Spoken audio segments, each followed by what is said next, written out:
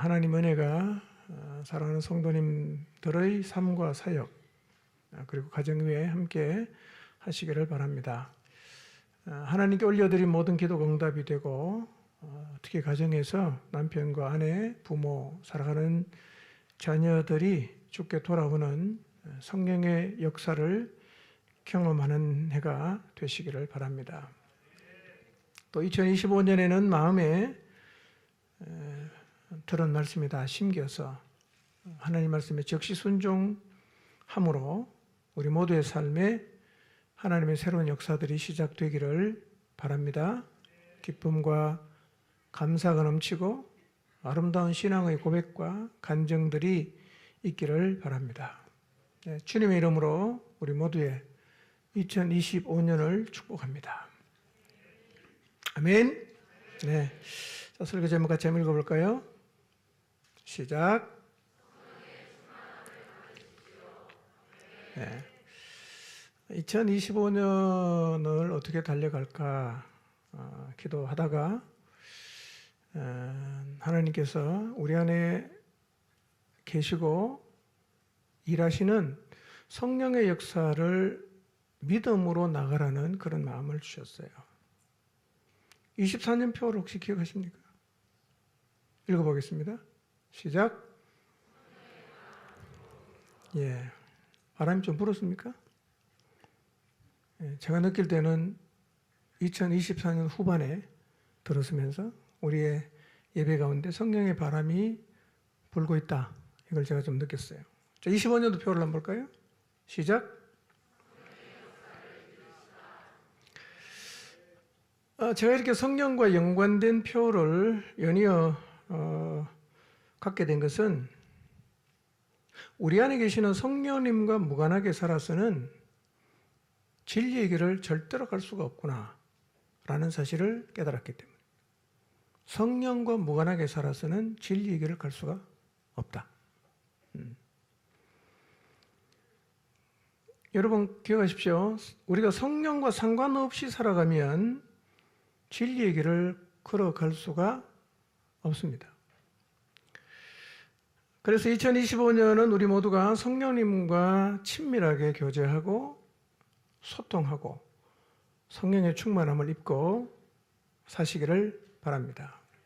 자, 오늘은 왜 성령 충만을 입는 게 필요한지에 대해서 그리고 성령 충만한 삶의 결과가 어떤 것인지를 조금 말씀드리고요.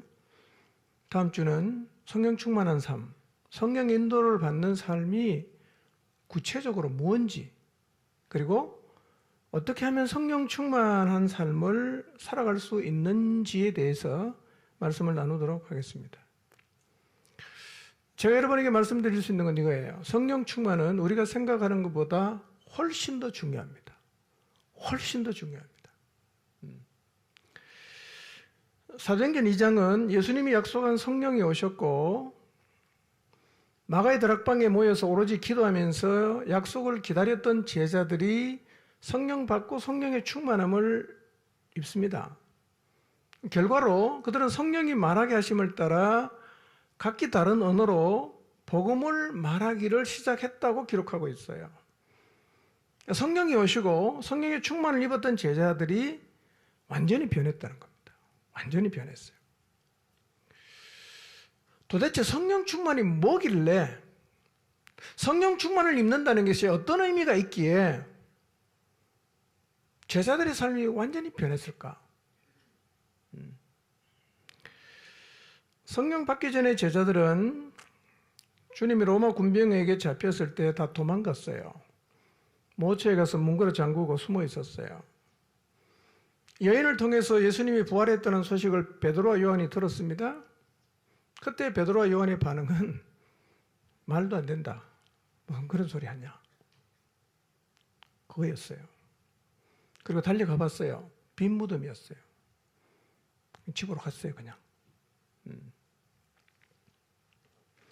그 와중에 2명의 제자, 이름은 밝히지 않지만 주님이 부활했다는 소식을 알고 있으면서도 엠마오로 내려갑니다.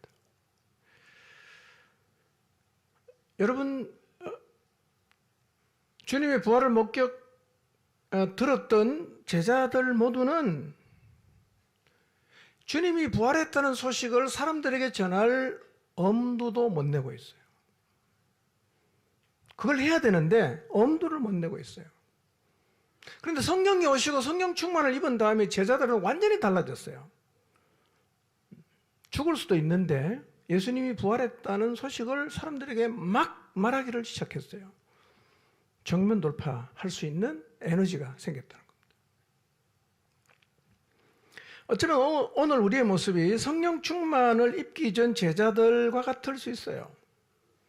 예수님을 믿는다고 하지만 늘 두려워합니다. 불안해합니다. 하나님 말씀을 듣지만 말씀을 뒤로 하고 엠마오로 내려가던 제자들처럼 그렇게 세상에 내려가서 여기를 기웃거리고 저기를 기웃거리고 살아가고 있을 수 있어요. 이렇게 사는 사람은 당연히 부활의 복음을 전하지 않습니다. 예수님 믿어야 구원받습니다 이런 얘기 절대로 안 할 거예요. 이렇게 사는 게 정상일까요? 이렇게 살아도 괜찮은 걸까요? 이것이 주님의 뜻에 합한 삶의 모습일까요? 만약에요, 우리 모두가 이런 모습으로 산다면 이 교회에 모이는 사람이 아무리 많아도 주님의 뜻은 결코 진전되지 않습니다.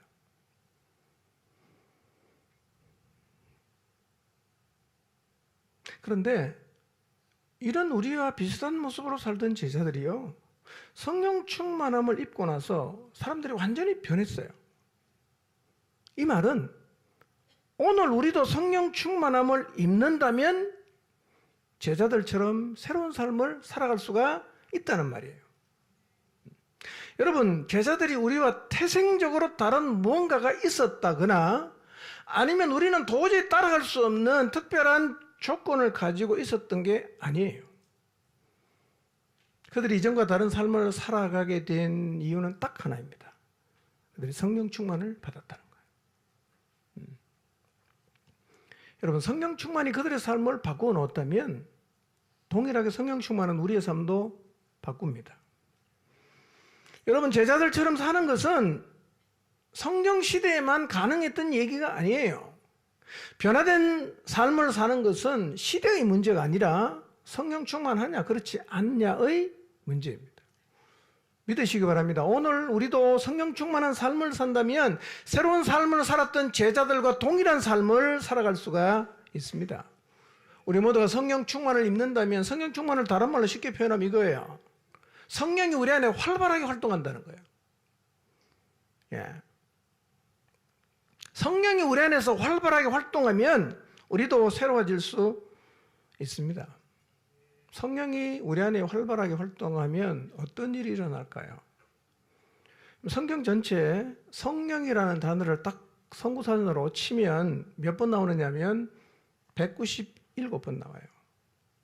그 197개 구절을 쭉 읽어보면 성령께서 활동하시면 어떤 일이 일어나는지를 우리가 대충 알 수 있어요. 굉장히 다양해요. 어쩌면 성령 충만의 모습은 삶의 전 영역에서 나타납니다. 꼭 기도할 때만 나타나는 건 아니에요. 성경 읽을 때만 나타나는 건 아니에요. 다음 주에 제가 좀 구체적으로 말씀드리고요. 성령이 우리 안에 활발하게 활동할 때 어떤 일이 일어나는가? 제목만 몇 가지 좀 말씀드리겠습니다. 성령이 우리 안에 활발하게 활동할 때 나타나는 현상은요, 우리가 성령의 인도를 받게 돼요. 성령이 예수님을 이끌었거든요. 성령이 바울 일행을 이끌었잖아요. 그처럼 우리의 인생도 이끄세요. 그리고 성령이 활발하게 활동하면 그 성령께서 우리를 진리의 길로 인도하십니다. 그리고 성령은 우리 안에 능력을 행하세요. 성령이 활발하게 활동하면 치유의 기적이, 능력이 일어나게 되어 있습니다. 그리고 성령이 우리 안에 활발하게 활동하면 우리가 그분이 원하시는 곳으로 가게 돼요. 성령은 우리에게 하나님 말씀을 생각나게 합니다. 우리 감동시킵니다. 새롭게 하십니다. 때로는 감사기도 해요. 위로하기도 합니다. 거룩하기도 합니다. 우리에게 말씀하시기도 합니다. 우리를 보시며 탄식하며 기도하기도 합니다. 우리를 하나 되게 하고 은사를 주시기도 합니다. 잘못된 길을 가면 막기도 하시고 새로운 길을 열어주시기도 하십니다. 성령이 우리 안에 활발하게 활동하면, 다른 말로 표현하면 성령 충만하면 우리의 삶에서 이런 일들이 경험이 돼요. 예. 성령의 활동이 멈추면 어떻게 될까요? 성령 활동이 멈추면, 여러분, 성령의 활동이 멈춘 기독교는요, 윤리, 도덕, 좋은 사상, 우리 마음에 평안을 주는 심리적인 도움 정도를 주는 것이 돼요. 여러분, 예수님 믿고 교회 와서 계속 마음의 평화를 얻기 위한 설교를 해달라고 요청하지 마십시오. 그건요, 아주 그 수준이 낮은 거예요. 여러분, 주님 안에서는 평화는 그냥 오게 돼 있습니다. 아멘입니까? 그냥 오게 돼 있어요. 주님 안에 거하면 평화는 그냥 오는 거죠. 우리가 예수님 믿고 교회에 나와서 예배를 드리는 것은요, 단순하게 마음의 평화를 얻는 게 목적이 아니고요, 하나님의 사람답게 살아갈 수 있는 힘을 얻는 것이고, 하나님이 도대체 우리에게 뭘 원하시는지를 알아가기 위해서 하나님을 예배하고 말씀을 듣는 게 아닙니까? 성령님이 우리 안에서 활동하셔야 합니다. 그래야 하나님을 경험하게 돼요. 여러분, 성령님은요, 경험할 수 있는 하나님이에요. 경험할 수 있는 하나님이에요. 우리가 성령님을 경험하면요, 논리적으로 설명할 수 없는 신비한 일들을 경험하게 돼요. 우리의 신앙생활에서 일어나는 모든 일을 다 설명할 수 있다면 그게 오히려 이상한 거예요.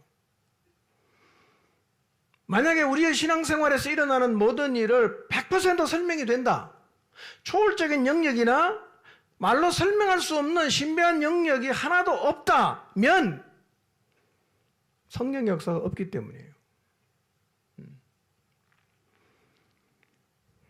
여러분, 우리를 창조하신, 광대하신, 너무너무 크신 하나님이 역사하시는 방식을 우리가 어떻게 다 이해하겠어요? 이해 못합니다. 이 말은 신앙이 반드시 비이성적이어야 된다는 말은 아니에요. 그러나 신앙에는 우리의 이성을 뛰어넘어 우리의 언어로 설명할 수 없는 부분이 반드시 있다는 거예요.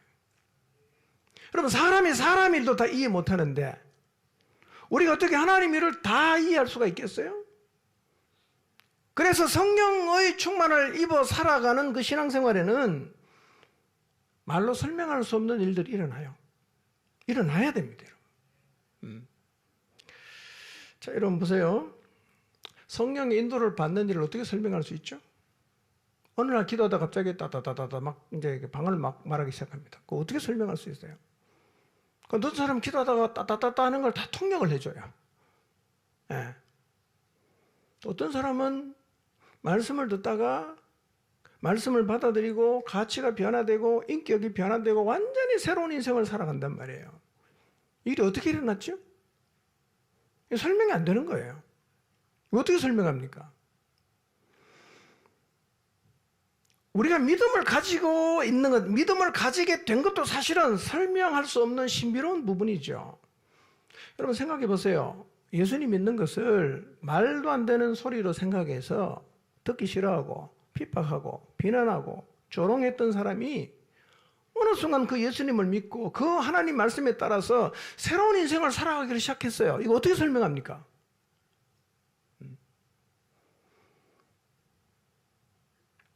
이런 일이 바로 성령께서 하시는 일입니다. 성령께서 우리 안에 활발하게 활동하면 초월적이고 신비적인 경험을 하게 됩니다. 그리고 이렇게 성령이 우리 안에 활동해야 진정한 신자다운 삶을 살아갈 수 있어요.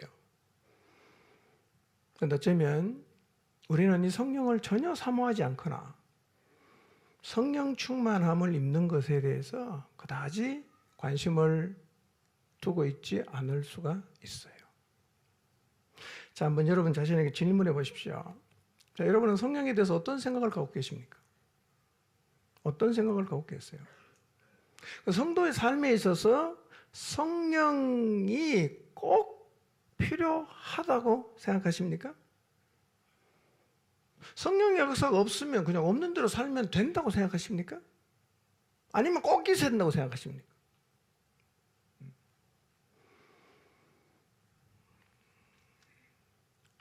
성령이 필요합니까?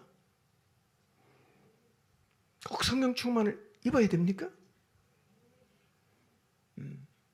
만약에 우리가 정말 성령 충만을 입어야 된다고 생각한다면 우리가 성령 충만을 사모할 거예요. 기도할 거예요. 기대할 거예요. 이런 생각을 하고 있는 사람이 많을 수 있어요. 성령은 우리가 믿을 때 오셨으니까 잘 모시고 있으면 된다.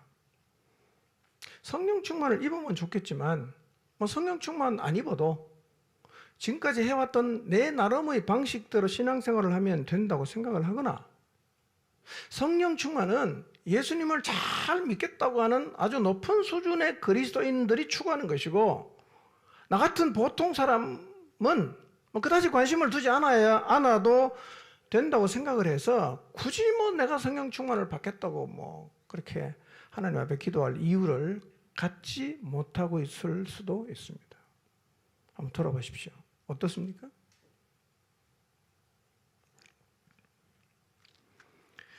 여러분, 나는 성령으로 충만한 삶을 살고 싶다. 나는 그런데 별로 관심이 없으니까 그냥 내 나름의 방식대로 살겠다. 이렇게 선택할 수 있는 겁니까? 나는 성령 충만을 안 받고 살겠다. 나는 성령 충만을 받고 살겠다. 이걸 우리가 선택할 수 있는 겁니까?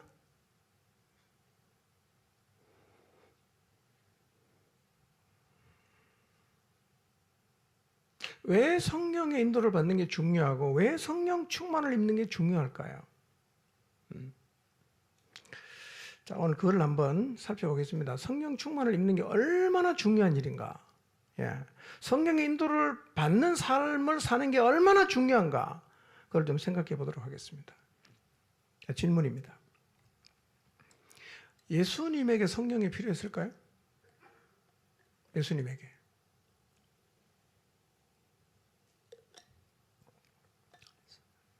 생각해 보세요. 예수님에게 성령이 필요했을까요? 그분도 하나님이잖아. 그분도 하나님인데 굳이 성령이 예수님에게 필요했을까요? 여러 생각을 할 수 있겠죠. 중요한 건 우리가 생각하는 게 아니고요. 예수님께서 공생의 사역을 하실 때 실제로 성령과 어떤 관계를 가지셨는지를 성경에서 확인해 보는 게 필요합니다. 예수님은 성령과 어떤 관계 속에서 사역을 하셨던가 하는 거예요. 놀라운 사실은요, 예수님의 모든 사역은 성령님과 함께 하셨어요. 예수님의 모든 사역은 성령님과 함께 하셨어요. 자, 우선 예수님은 성령으로 잉태가 됐어요. 자, 누가복음 1장 18절 20절 읽어봅니다. 시작. 그의 어머니 마리아가 요셉과 약혼하고 동거하기 전에 성령으로 잉태된 것이 나타났더니 이 일을 생각할 때에 주의 사자가 현몽하여 이르되 다윗의 자손 요셉아 내 아내 마리아 데려오기를 무서워하지 말라. 그에게 잉태된 자는 성령으로 된 것이라. 자, 성자 예수 그리스도 그분께서 육신에 몸을 입고 이 땅에 오실 때 성령이 관여했습니까? 안 했습니까? 어떻게 관여했습니까?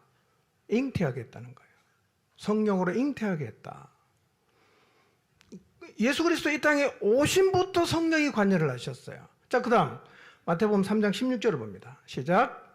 예수께서 침례를 받으시고 곧 물에서 올라오실새 하늘이 열리고 하나님의 성령이 비둘기같이 내려 자기 위에 임하심을 보시더니. 자, 예수님께서 공생의 사역을 시작하시기 전에 요단강에 가셔서 침례를 받아요. 침례를 받고 물에서 올라올 때 어떤 일이 일어났어요? 하늘이 확 열립니다. 그리고 하나님의 성령이 비둘기같이 내려서 임했다고 성경이 말씀을 하고 있습니다.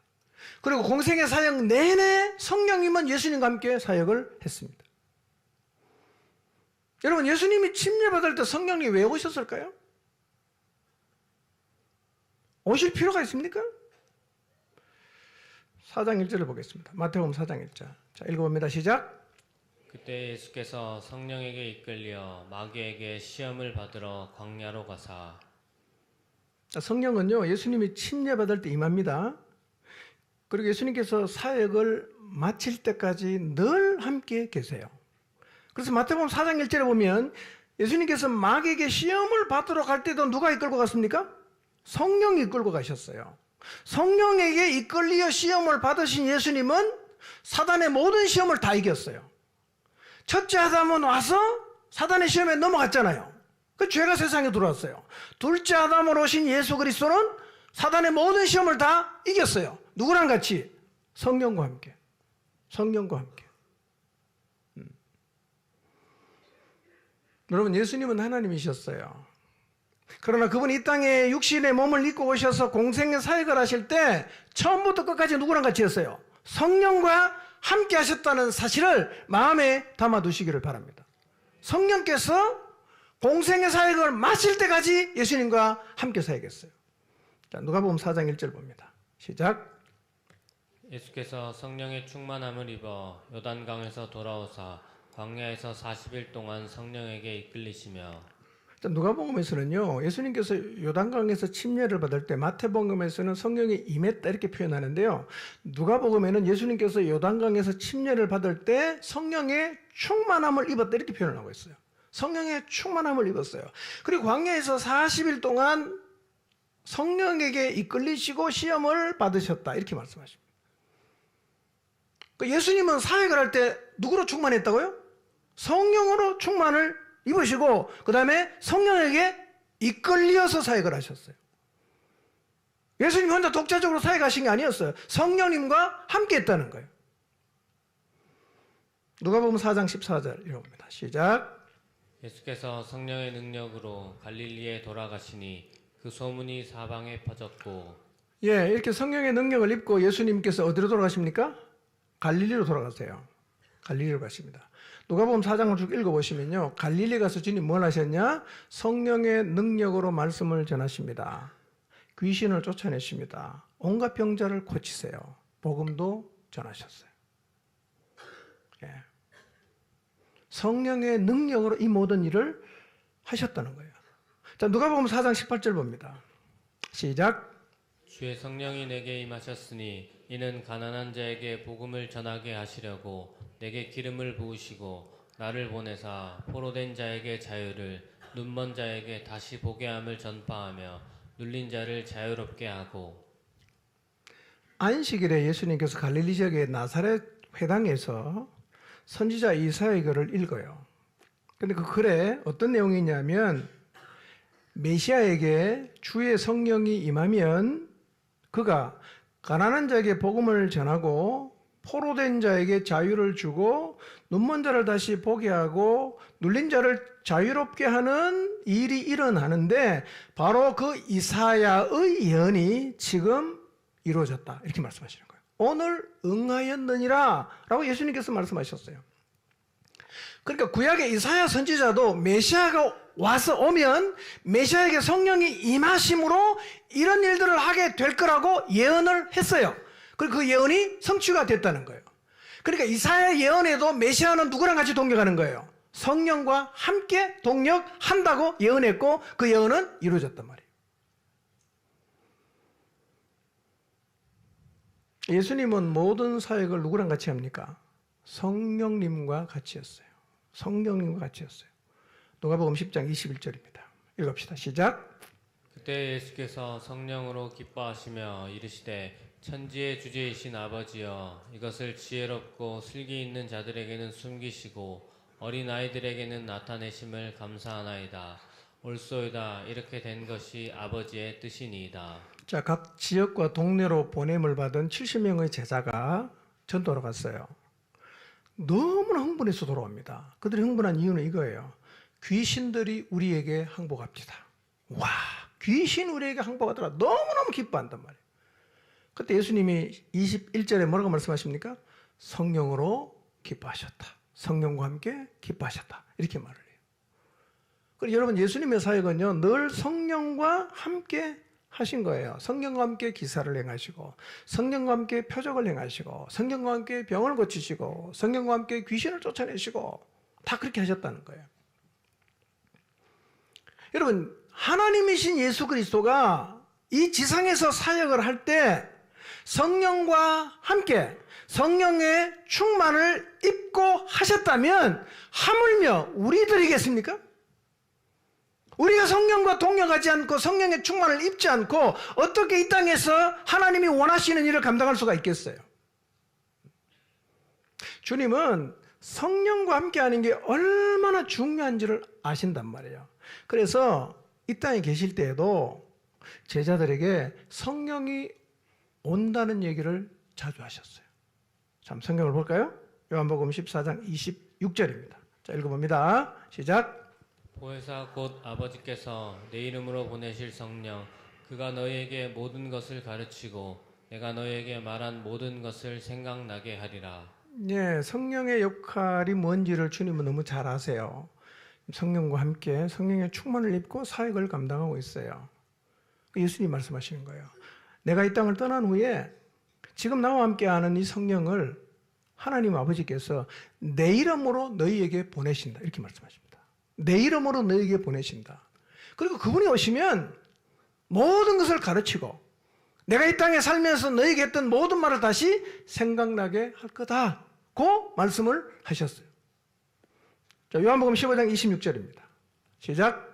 내가 아버지께로부터 너희에게 보낼 보혜사 곧 아버지께로부터 나오시는 진리의 성령이 오실 때에 그가 나를 증언하실 것이요. 똑같은 얘기입니다. 내가 아버지께로부터 너희에게 보낼 보혜사.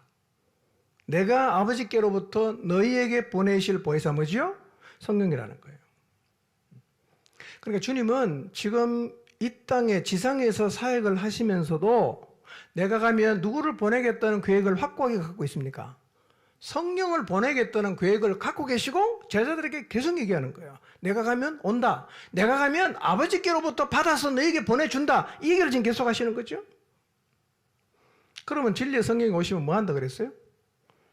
그가 나를 증언하실 것이요 그랬어요. 여러분, 예수님을 증언하는 사역은 우리 힘으로 할 수 있는 게 아니에요. 세상에 제일 힘든 게 전도죠. 입이 안 떨어지잖아. 누가 오면 된다고요? 성령이 오시면 이게 된다는 거예요.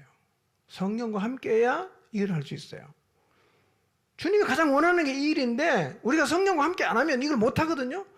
사실은 뭐 이서나 마나 한 존재가 되는 거예요. 자, 요한복음 16장 13절 봅니다. 시작. 그러나 진리의 성령이 오시면 그가 너희를 모든 진리 가운데로 인도하시리니 그가 스스로 말하지 않고 오직 들은 것을 말하며 장래 일을 너희에게 알리시리라. 네. 진리의 성령이 오시면 그가 너희를 모든 진리 가운데로 인도하신다. 진리의 성령이 올 거다. 성령이 온다는 걸 기정사실화해서 지금 계속 얘기를 하시죠. 성령이 오시면 뭐 한다고요? 너희를 진리 가운데로 인도하신다. 여러분의 남은 인생 진리의 길을 가야 되잖아요. 어떻게 갈 수 있죠? 내가 갈 수 없어요. 진리의 성령이 오셔야, 그분이 이끄셔야 우리가 진리의 길을 갈 수가 있다는 거예요. 자, 근데 오셨어요, 안 오셨어요, 성령님이? 오셨죠? 예수님 믿는 모든 사람에게는 성령이 오신 거예요. 그래서 요한복음 3장 5절에 보면 우리가 뭘로 거듭납니까? 물과 성령으로 거듭나는 거예요. 그러니까 거듭났다는 얘기는, 구원받았다는 얘기는 이미 성령님이 계신다는 얘기인데, 문제는 뭐냐? 오셨는데도 우리가 그분을 전혀 상관하지 않아. 기억도 안 해. 그분은 계시긴 한데 전혀 활동을 안 해. 그럼 어떻게 되죠? 안 오신 거랑 똑같은 거예요. 오셨어요. 우리가 투명인간 취급하듯 그렇게 취급을 하고, 그리고 그분이 우리 안에서 전혀 활동을 안 하게 되면 안 오신 거하고 똑같단 말이에요. 그러면 진리 가운데로 인도를 받을 수도 없고, 부활의 주님을 증거할 수도 없고, 그렇게 된단 말이에요. 뭐가 필요합니까? 성령의 인도, 성령의 충만함을 입어서 우리 안에 성령께서 활발하게 활동하게 해야 된다는 거예요.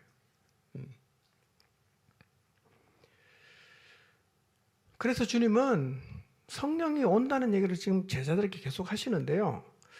자, 십자가를 지시고 부활하신 다음에 부활 후 첫째 날이에요. 주님은 세상을 떠날 때 가까워지죠. 40일 있다가 이제 하늘로 올라가시는데요. 제자들이 모인 자리에 오셔서 예수님이 이렇게 말씀을 하셨어요. 자, 요한복음 20장 22절입니다. 읽어봅니다. 시작. 이 말씀을 하시고 그들을 향하사 숨을 내쉬며 이르시되 성령을 받으라. 예. 부활하신 첫날 제자들이 모인 문이 잠긴 자리에 주님이 들어와요. 손 보여줍니다.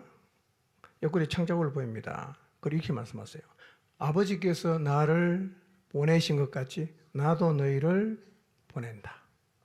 그 말씀하신 다음에 후 하고 숨을 내쉬면서 하시는 말씀이 뭐냐면 성령을 받아라. 이렇게 말씀하신 거예요. 성령을 받아라.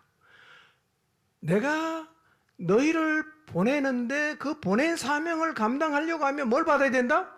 성령을 받아야 된다는 거예요. 성령을 받아라. 이렇게 말씀하십니다.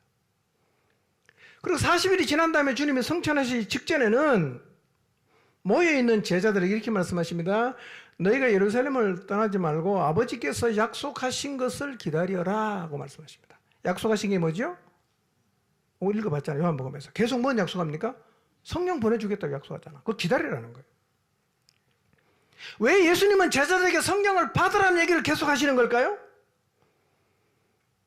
성령이 오시지 않으면, 성령이 충만하지 않으면 아버지께서 우리를 보내셨지만 그 보내심을 받은 사명을 감당할 수 없다는 것을 주님이 너무 잘 알아요. 안 된다는 너무 잘 아는 거예요. 그러니까 뭐부터 받아라? 성령 받아야 된다. 성령 충만을 입어야 된다. 그래야 내가 너희를 보낸 목적을 이룰 수 있다. 그 얘기 지금 계속 하시는 거예요.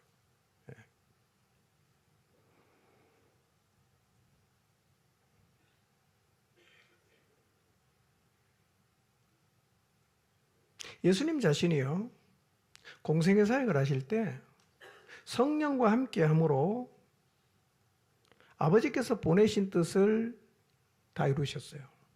십자가에 죽으시고 부활하심으로 다 이뤘어요. 그리고 부활하신 다음에 제자들에게 니네들 성령 받아야 된다 라고 하시는 말씀은 뭐냐면, 이제 주님은 떠나잖아요. 하늘로 올라가세요. 그럼 주님께서 남겨진 제자들이 주님의 보냄을 받아서 이 땅에서 주어진 사명을 감당을 해야 되는데 니네들 그 사명을 제대로 감당하려고 하면서 매우 중요한 사항을 인계해 주는 거예요. 그 뭐죠? 내용이 성령을 받으라는 거예요. 성령의 충만을 입어야 된다. 이게 이 땅을 떠나시면서 주님께서 남아있는 제자들에게 가장 중요하게 생각해서 인계해 주는 거예요. 성령을 받아라. 이렇게 말씀하시는 거예요. 우리 간호사가 많은데요. 병원에 가면 간호사가 근무 교대할 때 다음 근무자가 꼭 기억해야 되는 중요 사항들을 차트에 기록해서 인계를 하죠. 그러면 그 다음에 들어온 근무자는 앞에 없었지만 뭐가 지금 중요하게 돌봐야 되는 것인지를 인계를 받고 그 인계사항을 토대로 환자를 돌보죠.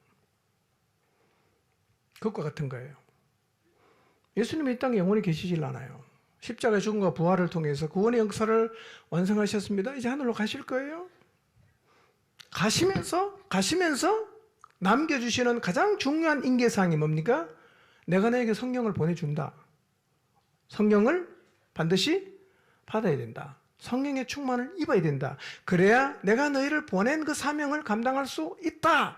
라고 이 사실을 인계하신 거예요. 드디어 사도행전 2장에 가면 예수님이 약속하신 성령이 오셨어요. 그리고 그들은 성령을 받고 그날 성령의 충만을 입었어요. 어떤 일이 벌어집니까?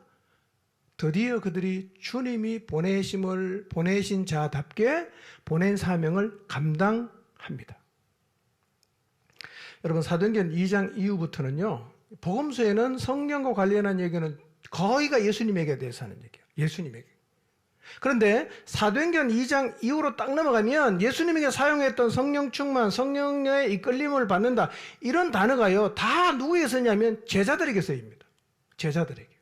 제자들이 예수님하고 똑같이 살았다는 거죠. 그러니까 주님이 인계하신 사항을 제자들이 인계를 받았어요. 그리고 하나님의 역사가 예수님이 오셔서 아버지의 뜻을 이루었던 것처럼 그 제자들을 통해서 동일하게 하나님의 뜻이 이루어져 가는 거예요. 사도행전 2장 이후를 보면 제자들이 성령 충만했다는 말이 굉장히 많이 나오는데요. 이 말이 무슨 뜻이냐면 예수님의 제자들도 성령님과 동역을 했다는 말이에요. 성령님과 함께 했다. 그 얘기예요. 누구랑 닮았어요? 예수님하고 닮은 거예요. 똑같은 거예요. 자, 성경 몇 군데 찾아봅니다. 사도행전 4장 8절, 4장 31절 읽습니다. 시작. 이에 베드로가 성령이 충만하여 이르되 백성의 관리들과 장로들아 빌기를 다음에 모인 곳이 진동하더니 무리가 다 성령이 충만하여 담대히 하나님의 말씀을 전하니라. 예, 베드로가 성령 충만해서 복음을 전해요. 그러다가 매도 맞고 그럽니다. 31절 이 소식을 들었던 예루살렘의 교인들이 열심히 기도합니다. 그리고 빌기를 다음에 모인 곳이 진동했다. 막 흔들렸다는 거예요. 흔들렸다. 그 다음에 어떤 일이 벌어집니까? 다 성령 충만함을 받았어요. 그리고 뭐 합니까? 복음의 증인되는 거예요. 그럼 성령께서 우리 안에 활발하게 활동하실 때 나타나는 주요한 현상 중에 하나는 복음의 증인되는 거예요. 예수 그리스도를 증언하는 거예요. 이게 제일 중요한 거예요. 예.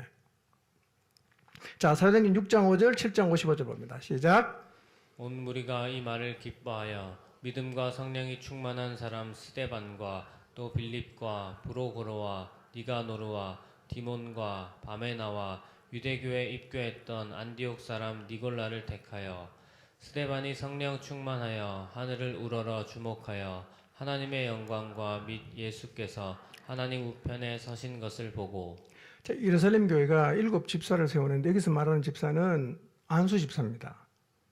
서리 집사라 그러죠. 그런 집사가 아니고 안수에서 세운 집사가 몇 명이죠? 7명이에요. 근데 7명의 집사 중에 한 명인 스데반이 성령 충만해서 순교의 잔을 마신단 말이에요.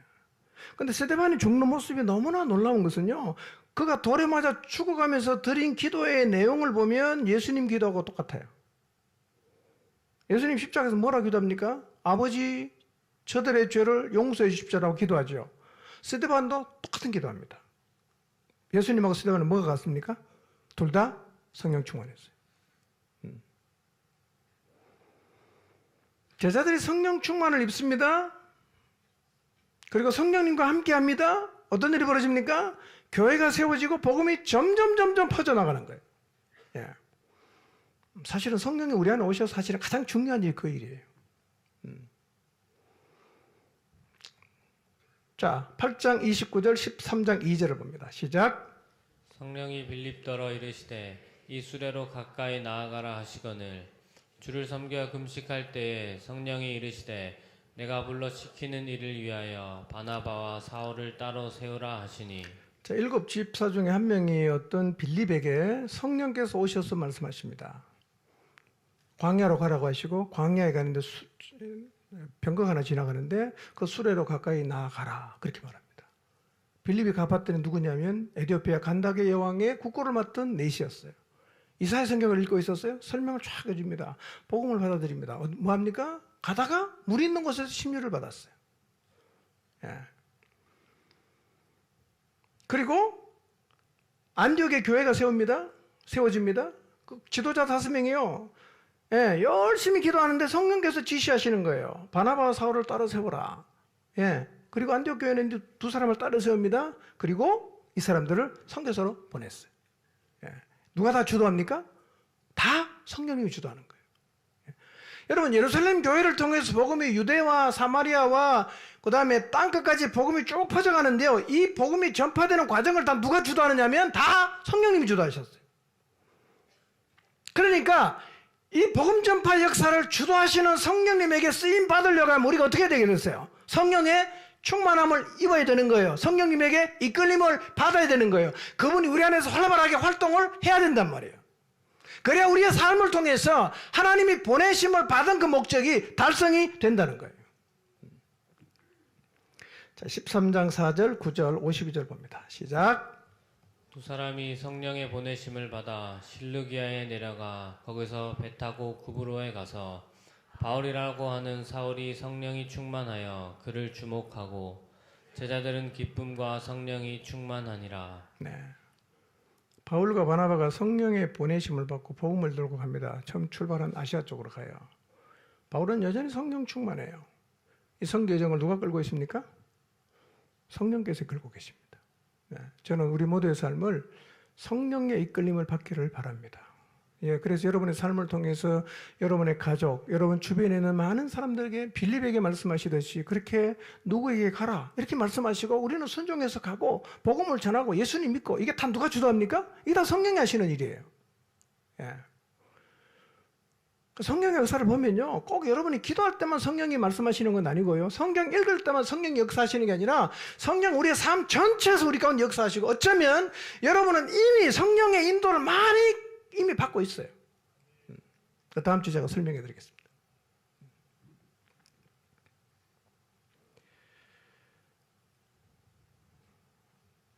그러니까 예수님의 그 제자들의 삶을 보면 생각나는 말씀이 있어요. 요한복음 14장 12절입니다. 한번 읽어봅니다. 시작. 내가 진실로 진실로 너희에게 이르노니 나를 믿는 자는 내가 하는 일 그도 할 것이요 또한 그보다 큰 일도 하리니 이는 내가 아버지께로 감이라. 나를 믿는 자는 내가 하는 일을 그도 할 것이고 그보다 큰 일도 한다. 왜냐? 이는 내가 아버지께로 가기 때문에. 아버지께로 가면 누가 옵니까? 성령이 오시잖아요. 여러분, 제자들이 성령 받기 전에는요, 성령의 충만을 입기 전에는 예수님이 했던 일을 못했어요. 귀신 쫓아내려고 아무리 기도해도 안 나가잖아. 창피를 톡톡히 당했죠. 예. 왜 안 나갑니까? 예수님 말씀하시죠. 기도 외에 다른 것으로는 이런 유가 생기지 않는다. 이렇게 말씀을 하셨어요. 그런데요, 성령 충만함을 입고 나서 이들을 통해 하나님께서 놀라운 일을 행하시는 거예요. 예수님이 하셨던 일을 다 해요. 죽은 사람 살리죠. 기사와 표적이 일어나죠. 병든 자들 살아나죠. 그리고 놀라운 하늘나라의 가르침을 선포하죠. 구원의 복음을 증거하죠. 그러니까 제자들이 예수님하고 똑같은 일을 하기를 시작했다는 거예요. 이것은 예수님께서 요한복음 14장에서 말씀하셨던 내가 하는 일을 너희도 할 것이고 그보다 큰 일을 할 것이라고 하신 그 주님의 말씀이 성취가 된 거예요. 언제부터 이런 일을 제자들이 하게 됐습니까?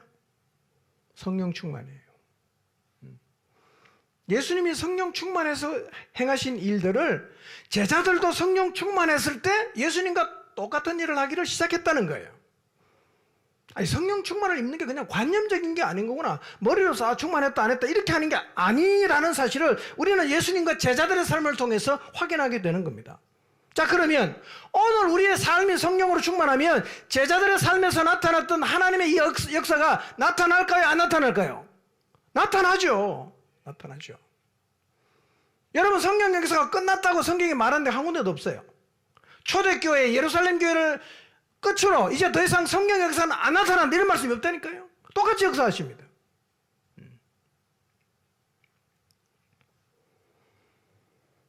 제자들이요, 성령 충만을 입고 엄청난 경험을 합니다. 자기들도 깜짝 놀랐을 거예요. 내가 뭔데? 나 같은 평범한 인간을 통해서 이렇게 놀라운 일이 일어나는 거 굉장히 흥분했을 거예요. 그리고 나서요, 이 제자들이 자기의 제자들에게 뭐라고 말하는지 아세요?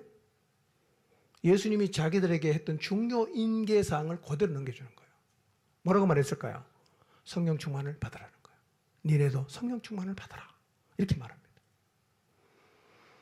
자, 에베소 5장 18절, 갈라디아서 5장 25절 읽습니다. 시작. 술 취하지 말라. 이는 방탕한 것이니 오직 성령으로 충만함을 받으라.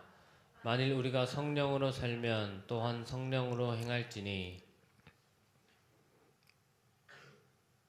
이것은 바울이 에베소 교인들에게 보내는 편지인데요. 그러니까 예수님의 제자의 제자에게 보내는 거예요. 여기에는 우리가 포함될까요? 안 될까요? 당연히 포함되겠죠. 뭐라고 말씀하십니까? 오직 성령으로 충만함을 받아라. 예수님이 행하신 일들, 사도들이 행했던 그 하나님의 역사를 우리도 성령 충만함을 입으면 동일하게 하나님은 우리를 통해서 그 일을 나타내십니다. 여러분, 복음 전파할 때 하나님이 우리를 통해서 일하시는 목적은 딱 하나예요. 복음을 사람들에게 전파하기 위한 겁니다. 다른 목적은 없어요. 그러니까 우리의 삶을 통해서 나타나는 성령의 역사는 다른 용도로 쓰면 그거 다 잘못 쓰는 거예요. 나를 드러낸다거나 뭐 내가 얼마나 훌륭한지를 증명해 보이라는 이건 아니에요. 복음 전파를 위해서 하나님이 하시는 거예요. 왜? 한 영혼이 구원받는 게 너무 중요하니까 뭘 어떻게 해서라도 그들이 하나님이 살아계신다는 사실을 깨닫고 예수 그리스도가 구원자라는 사실을 깨닫고 믿기를 원하시기 때문에 하나님이 하시는 거예요. 은사는 복음 전파, 한 영혼을 건지기 위해서 필요한 거죠. 다른 용도로 쓰면 안 돼요. 예. 개인을 위해서 내가 얼마나 훌륭한지를 보여주기 위해서 쓰시면 그건 잘못 쓰는 겁니다. 예. 교회 유익이 안 되는 은사는 쓰면 안 돼요.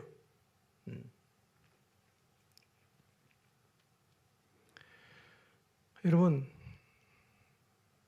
예수님을 믿고 있는데 왜 내 삶에는 아무런 일도 안 일어나는가? 주일날 예배 나오고 출첵 예배 나오고 목장 예배 나오고 다 나가는데 왜 성경에서 일어났던 그 하나님의 역사가 내 삶을 통해서 한 번도 안 나타나는가? 그렇다면 이 말씀을 꼭 기억하십시오. 술 취하지 말라. 이는 방탕한 것이니 오직 성령으로 충만함을 받아라. 이 말씀을 기억하십시오. 성령 충만함을 받으십시오. 그러면 여러분도 깜짝 놀라는 하나님의 그 성령 역사를 여러분이 경험하게 됩니다. 예. 다음 주에 제가 좀 더 깊이 있게 말씀드리도록 하겠습니다. 여러분, 성령 충만을 입으면요, 아버지께서 우리를 세상에 보내시잖아. 보내면 목적이 있어서 보냈을 거 아니에요. 그럼 보낸 목적이 우리의 삶을 통해서 이루어져야 되잖아. 어떻게 하면 이루어집니까? 성령 충만 입어야 된다는 거예요. 그냥 가서는 안 돼요. 복음을 사실은요, 성령 충만하지 않은 사람은 복음을 말 못합니다. 기껏해야 교회 가서 소리하죠. 복음을 말 못한다니까요. 복음을 말해야 돼요, 우리는요. 갈라디아 5장 16절 봅니다. 시작. 내가 이르노니 너희는 성령을 따라 행하라. 그리하면 육체의 욕심을 이루지 아니하리라. 네. 성령을 따라 행하면 뭐도 극복할 수 있습니까? 육체의 욕심도 극복할 수 있어요. 사실은 우리가 주님을 따라가는데 큰 장애 중에 하나가 뭡니까? 욕심이잖아. 이기심, 움켜잡고 절대 안 놀려고 하고 나를 위해 살려고 하고 다 그게 욕심인데요. 그게 어떻게 극복됩니까? 결심으로 되는 게 아니에요. 성령 충만하면 극복이 돼요. 성령을 따라가기 시작하면 그게 극복이 된다는 거예요. 정리합니다. 여러분, 예수님은 모든 사역을 누구랑 같이 했어요? 주님이 독자적으로 혼자서 하신 게 아니었어요? 침례받을 때 성령이 오시고 올라가실 때까지 성령님과 함께 하셨어요. 성령님과 함께 동행하는 게 얼마나 중요한지를 주님은 너무 잘 아시기 때문에 살아 계실 때도 제자들에게 계속 반복해서 하시는 약속이 뭡니까? 성령을 보내줄 거다. 성령을 보내줄 거다. 약속하신 거예요. 그리고 부활한 첫째 날 제자들이 모인 곳에 가서는 예수님께서 후 하고 숨을 내쉬면서 성령을 받아라 이렇게 말씀하셨어요. 약속하신 성령이 오순절에 왔어요. 제자들이 성령 충만을 입었어요. 놀라운 일이 일어납니다. 제자들이 예수님이 하셨던 일을 똑같이 하는 거예요. 똑같이 하는 거예요. 성령의 충만과 인도를 받는 삶이 얼마나 대단한지를 제자들은 경험했어요. 아하, 보냄을 받은 자의 삶을 제대로 살려고 하면 성령 충만을 받아야 되는구나. 이걸 경험으로 깨닫습니다. 그리고 자기의 제자들에게 예수님이 자기들에게 하셨던 것과 똑같은 얘기를 하는 거예요. 뭐 해라? 성령 충만을 받아라. 이렇게 얘기한단 말이에요. 여러분 모두 성령 충만을 받으시기 바랍니다. 기억하십시오. 선택이 아니에요. 나는 성령 충만 안 받고 신앙생활을 결정했다. 그런 거 없어요. 주님의 보냄을 받은 자다운 보내신 목적을 여러분의 삶을 통해서 이루기를 정말 사모하는 마음이 있다면 반드시 성령과 함께 해야 되는 거예요. 여러분 혼자 못합니다. 누가 너무 잘하십니까? 우리 주님이 너무 잘하시는 거예요.